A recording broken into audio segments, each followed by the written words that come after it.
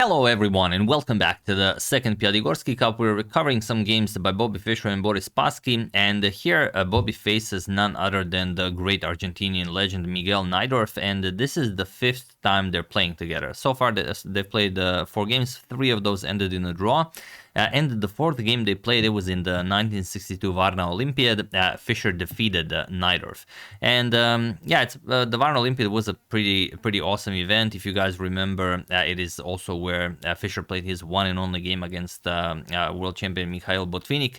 And if you haven't seen that game, that is truly a spectacular one. I will put a link to it in the description below. I mean, if you really want to improve your day, you should tackle that, maybe even after seeing this video.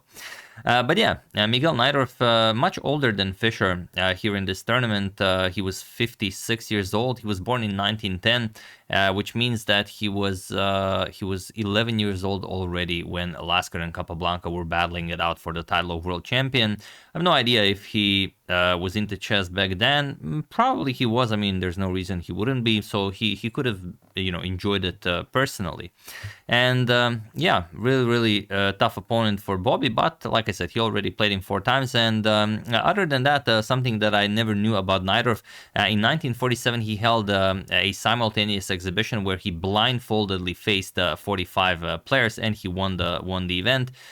Which is, in modern times, I don't know who holds the record. Last time I checked, I think Timur Gareev had played maybe 52 players or 54, something like that.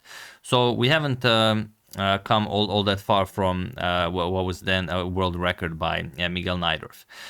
So yeah. It's a pretty good tournament for Miguel. He also has 1 loss going into this round, same as Bobby. Both of them lost to Larsen, and he defeated Ivkov, I believe, same as Bobby.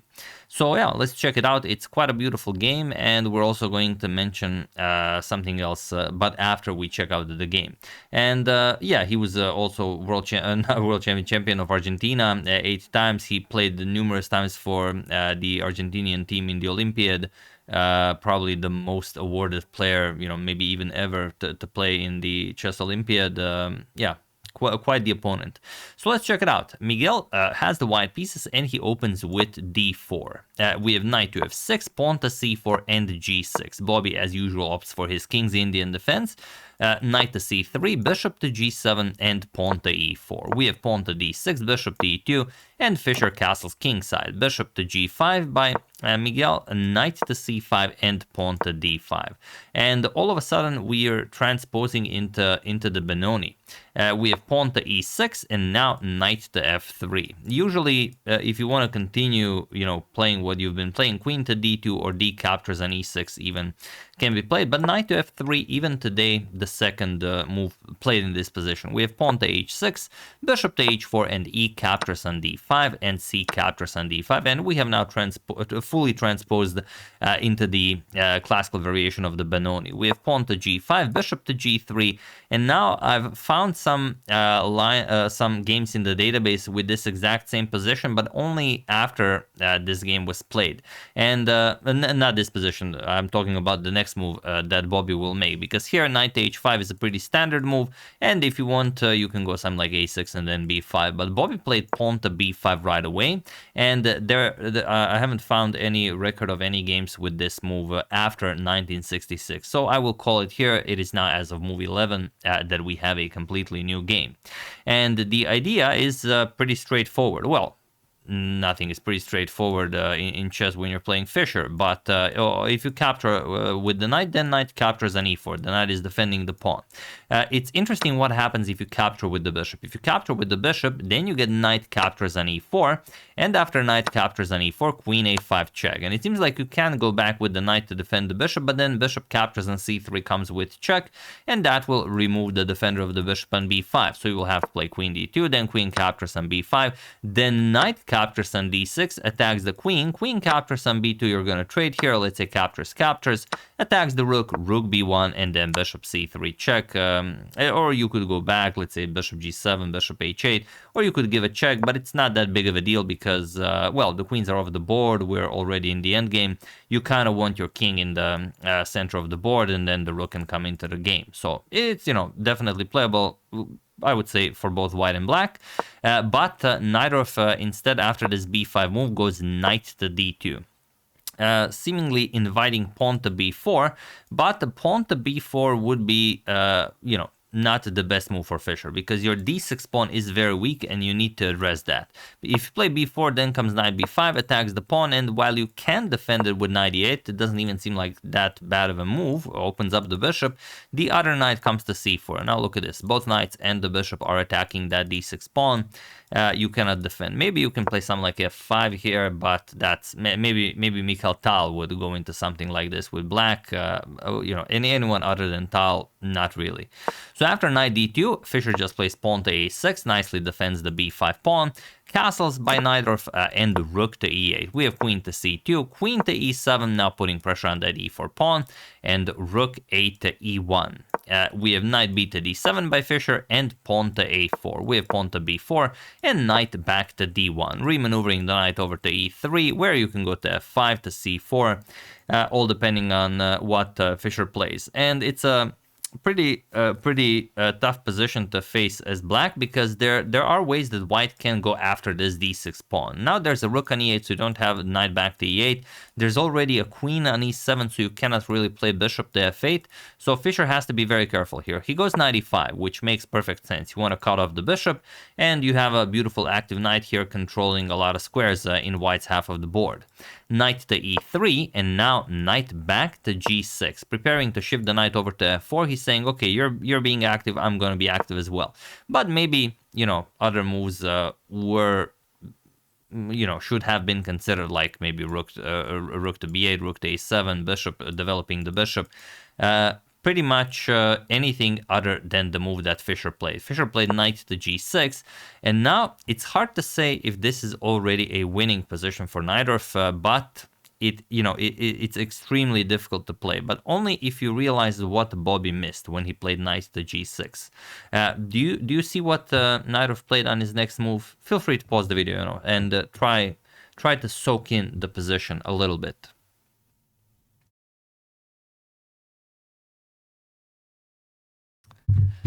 The move Najdorf played is knight e to c4. Not knight d to c4, knight d needs to be guarding that e4 pawn, but knight e to c4, and now you have huge problems here. And it seems like you should not be having any, because you can simply capture on e4, and that's pretty much it. And also the knight could guard the d6 pawn.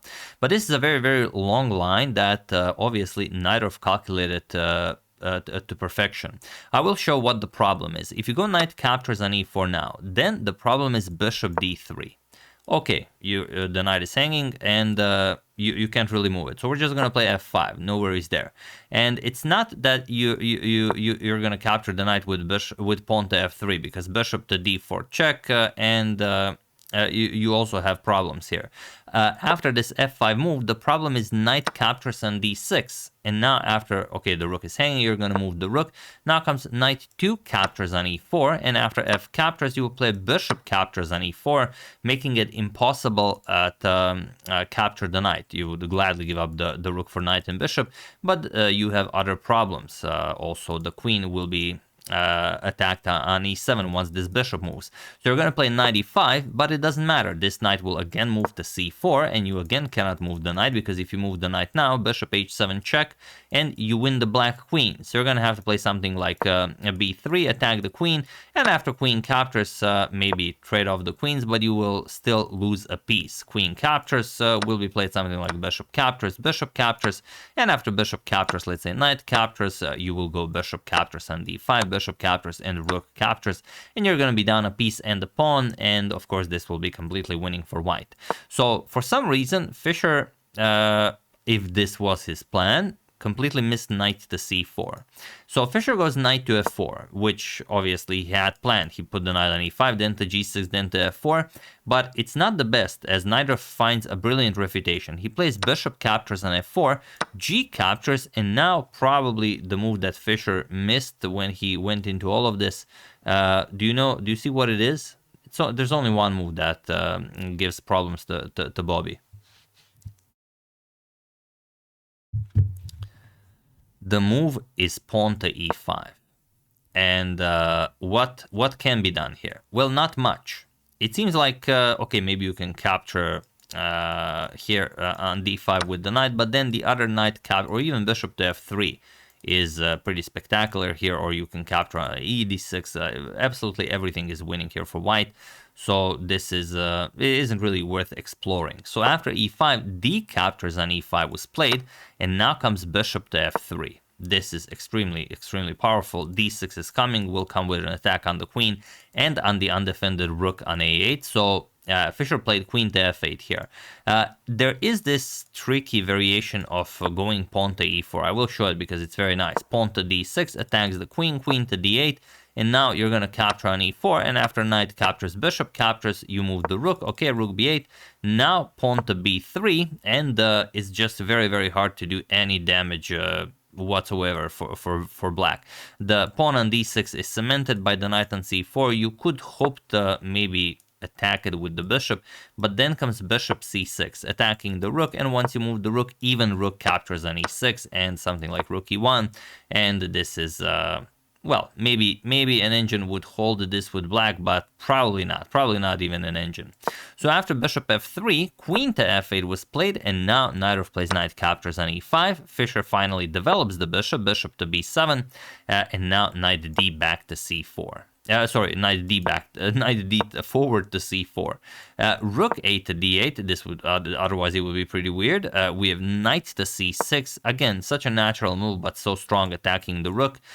Rook captures on e1. Rook captures rook to e8, trading all of the rooks. But Najdorf says no, thank you. I will keep my rook behind my passed pawn.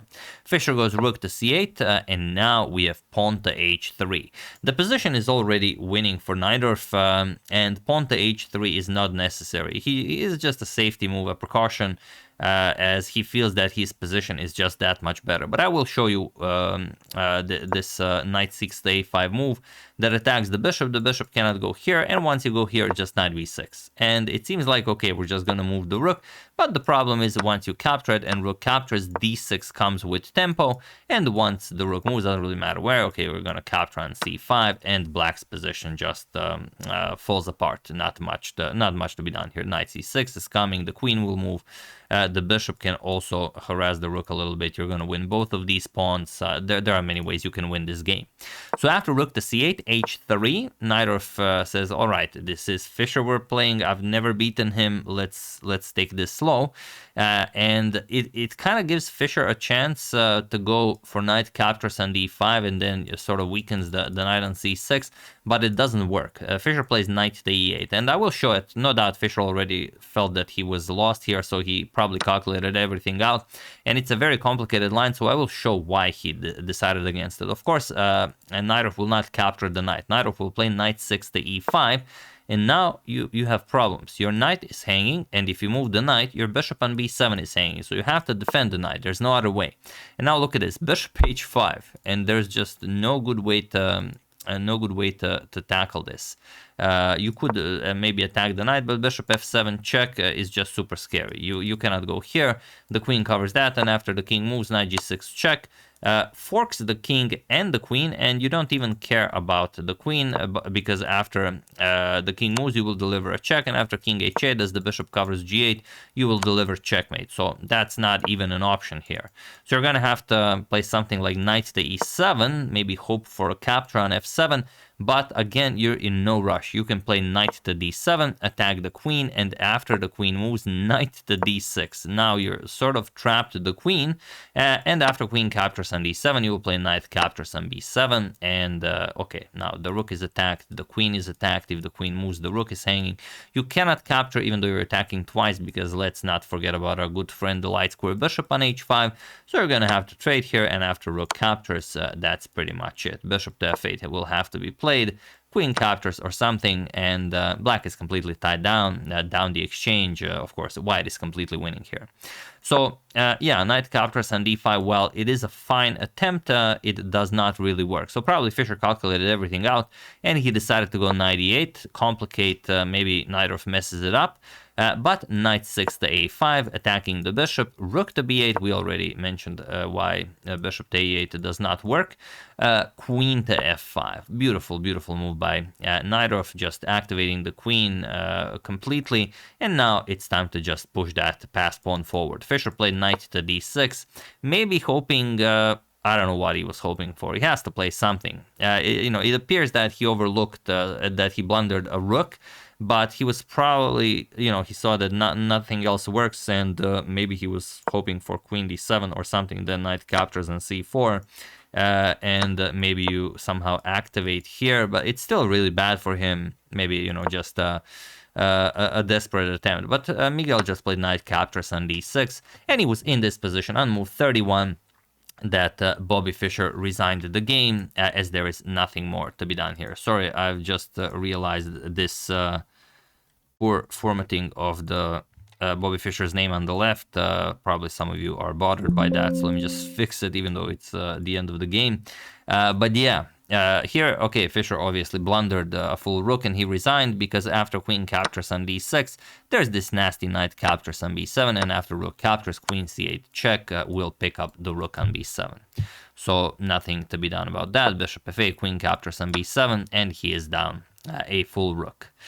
So yeah, brilliant game by Miguel Najdorf, and well, much like most other people, once they get a win against Bobby, that's it. They will never get a win against Bobby in their entire life, and that is exactly what happened at the Najdorf. Out of the next 5 games that they played, Fischer won 4, and only one was drawn. But yeah, the only game Miguel Najdorf ever won against Bobby Fischer, and what an impressive game it is. Completely outplayed him, and yeah, if you just carelessly look at this game, and then in the end you just check out this knight to d6 move, you'll be like, oh, what's wrong with Fischer? Did he just blunder a rook in a playable position? No, he's dead lost here. It's not a playable position, and Najdorf completely outplayed him here.